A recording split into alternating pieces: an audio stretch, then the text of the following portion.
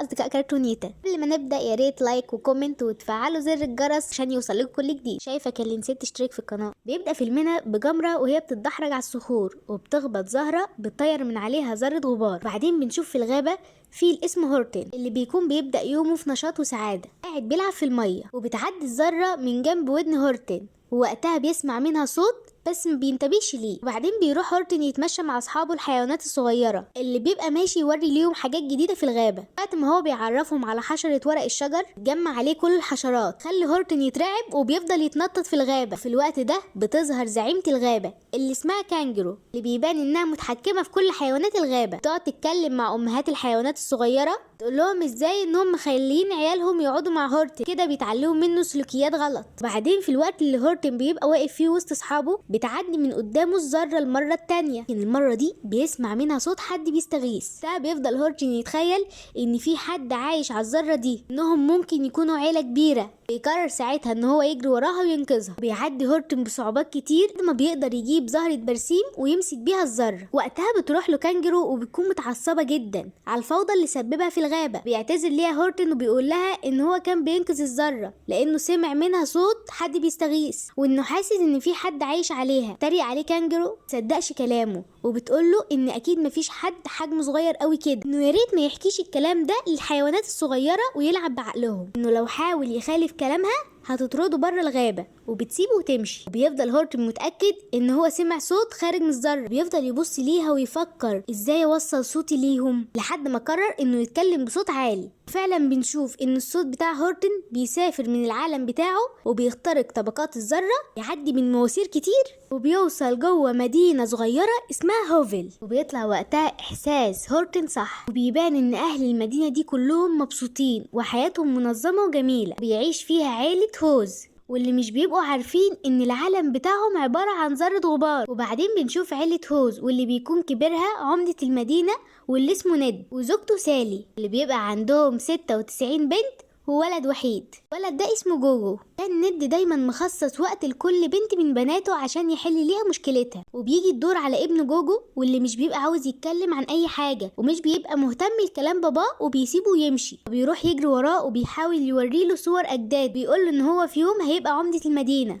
وفجأة بيحس ند بهزة أرضية وبيبقى مستغرب منها. بعدين بنروح لهورتن اللي بيبقى قاعد بيحكي للفار عن الذرة، فبيقول للفار ان يا ريت ما يقولش الكلام ده لحد، وبيكون بصراحة كده مش مصدقه. وبعدين بنشوف اصحاب هورتن وهم جايين يقعدوا معاه، فوقتها هورتن مش بيقدر يمسك نفسه وبيبدا يحكي ليهم عن زهرة البرسيم. وبعدين في مدينة هوفل بنشوف ند وهو مستغرب من اوضاع المدينة وان فيها هزات ارضية كتير بتحصل. فبيروح ند لمجلس المدينة واللي بيكون فيه واحد منهم بيتكلم عن الذكرى السنوية للاحتفال بمدينة هوفل. بيتكلم ند وبيقول لهم انهم محتاجين يأجلوا الاحتفال ده شوية لانه بصراحة كده حاسس ان المدينة بتاعتهم في خطر. وقتها رئيس المجلس بيتضايق من كلامه وبيعمل حاجز بينه وبين اهل المدينه عشان محدش يسمعه، وبيطلع يجري وراه وبيضربه وبيتعصب عليه وبيقول له ان مفيش اي خطر على مدينه هوفل وانهم مهما كان مش هيأجلوا الاحتفال. وبيشيل الحاجز وبيبدا يقول لاهل المدينه ان مفيش حاجه وما تقلقوش، يعني الاحتفال هيتعمل في ميعاده. وبيمشي وبيرجع ند لمكتبه واللي بيكون بيبان عليه ان هو متوتر جدا وخايف عن المدينه، وبيتعصب وبيحدف الدباسه على الصوره اللي قدامه لكنها يا عيني بترجع له تاني في وشه. بيصوت بصوت عالي جدا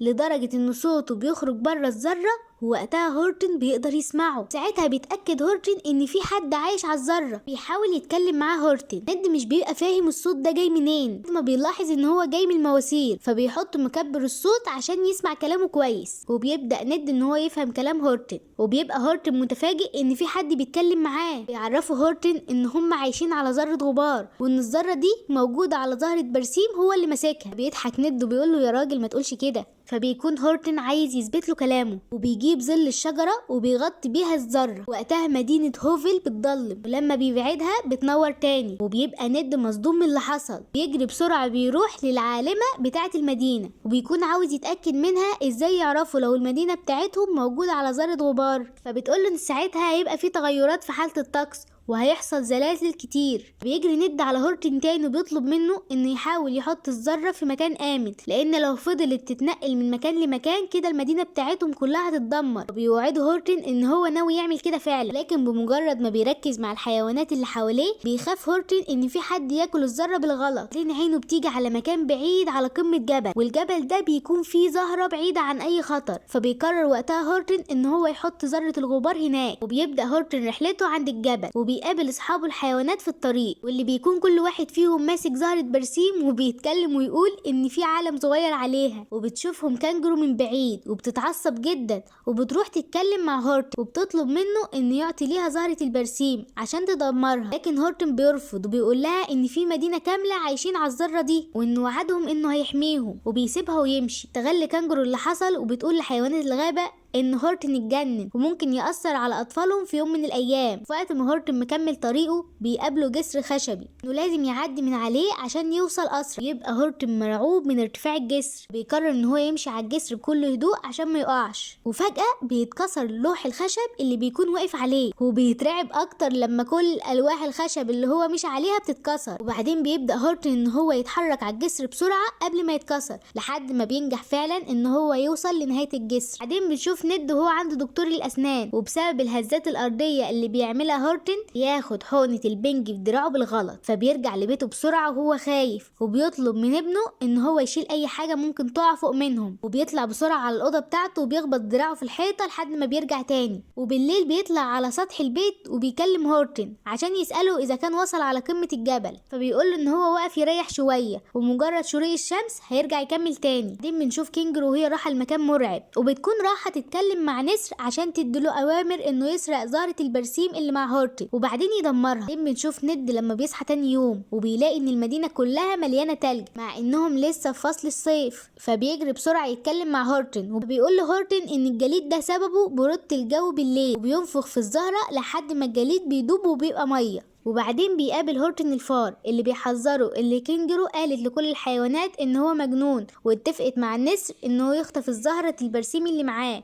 وبيقوله انه يحاول يتخلص من الزهرة دي عشان ما يجيبش لنفسه مشاكل. ولكن هورتن بيرفض وبيقرر ان هو يكمل بقية الطريق. وللأسف بيقابله في الطريق النسر اللي بيفضل يجري وراه عشان ياخد منه الزهرة، ولكن هورتن بيحاول انه يهرب منه. في الوقت ده بيحصل تغيرات كتير في عالم هوفل، وبينجح هورتن انه يهرب منه، وبيكلم ند وبيقول له انهم في خطر كبير. وقتها بيقرر ند ان هو يجمع كل المدينة ويعرفهم ان هم في خطر، لكن محدش بيصدقه. فبيقرر ساعتها ان يخلي هورتن يتكلم عشان الكل يسمعه. لكن في اللحظة دي بيجي النسر وبيخطف زهرة البرسيم من هورتن. وقتها بيحصل تغيرات كتير زي رياح كتير في مدينة هوفل، ولكن برضو محدش بيصدق العمدة. وبيفضل هورتن يجري ورا النسر لحد ما بيوصل النسر لمكان فيه زهور برسيم كتير وبيحدف فيه الزهرة. وقتها هورتن مش بيبقى مستوعب اللي حصل. تاني يوم الصبح بنشوف هورتن اللي قاعد يدور على زهرة البرسيم في ملايين من الزهور، وبعد تدوير كتير فعلا بيقدر يلاقي زهرة البرسيم اللي عليها الذرة. وقتها ان هو يكلم ند اللي بيكون فرحان جدا انه عرف يلاقيه من تاني. وبيبدأ ند وقتها ان هو يعرفه على افراد اسرته، ووقتها اهل المدينة بيصدقوا العمدة وبيبدأوا يشكروا هورتن انه بيساعده. بعدين بنشوف النسر وهو واقف مع كينجرو يقولها ان هو رمى زهرة البرسيم من فوق قمة الجبل، لكن بتدخل واحدة من الطيور وبتقول لهم ان هي شافت هورتن ماشي بيتكلم لسه مع الزهرة. فبتتعصب كينجرو على النسر ان هو فشل في المهمه بتاعته، وبتروح تجمع كل حيوانات الغابه وبتقول لهم انهم لازم يمسكوا هورتن ويطردوه بره الغابه وياخدوا منه زهره البرسيم لانه مجنون. بنشوف هورتن اللي كان قرب من قمه الجبل، ولكن فجاه بيلاقي ان كل الحيوانات بيحاصروه في كل مكان. وبتتكلم كينجرو وبتقول انه لازم يعترف ان مفيش اي مدينه عايشه على ذره الغبار، ولكن هورتن بيبقى مصمم ان في ناس عايشه جوه. فبتتعصب كينجرو جدا وبتطلب من القرود انهم يحبسوه وياخدوا منه زهره البرسيم ويحطوها في زيت المغلي. فبيطلب هورتن من مدينة هوفل انهم يعملوا دوشة كتير عشان الحيوانات تسمعه. وفعلا بتبدأ مدينة هوفل انها تعمل صوت عالي، ولكن للأسف بيفشلوا في الوقت ده ان حد يسمعه. بنشوف ابنه جوجو اللي بيسيبهم وبيروح لبيت مهجور. وبعدين بنشوف الحيوانات وهي بتلف الحبل على هورتن وبيدخلوه القفص. وبعدين بنشوف ند اللي بيروح ورا ابنه وبيدخل البيت المهجور، وبيلاقي ان ابنه صانع ادوات موسيقية عملاقة، وبيبدأ ان هو يفتح سقف البيت عشان الاصوات دي تخرج بره الذرة. ومع كمية الاصوات العالية دي دي للاسف برضو مش بينجحوا ان الصوت يوصل لهم. وبعدين بنشوف كينجر وهي بتاخد زهرة البرسيم من هورتن عشان تحطها في الزيت. اللحظة دي بيروح جوجو بسرعة بياخد مكبر الصوت وبيطلع بيه على سطح البيت وبيبدأ انه يتكلم بصوت عالي، وفعلا بينجح. صوت بيوصل للحيوانات الغابة، وقبل ما زهرة البرسيم تقع في الزيت بيسمعها رودي ابن كينجرو وبيقول ان هو سمع صوت جاي منها وبيروح يوديها لهورتن، وفعلا بيسمع الصوت كل الحيوانات اللي في الغابة وبيصدقوا كلام هورتن. وقتها بيروح هورتن لكينجرو وبيديها بسكوتة فبتعتذر منه وبتقرر انها تساعده، وبيروحوا كل الحيوانات الغابة عشان يحطوا ذرة البرسيم على الزهرة. وفعلا بيوفي هورتن بوعده وبينقذ مدينة هوفل اللي بتكون المدينة كلها مبسوطة جدا وبتشكر هورتن على مساعدته ليهم. وكده يبقى فيلمنا خلص. وحابة اقول لكم ان لو في اي ملخص فيلم عاوزين تشوفوه ممكن تكتبوا في الكومنت وانا هشوفه. سلام.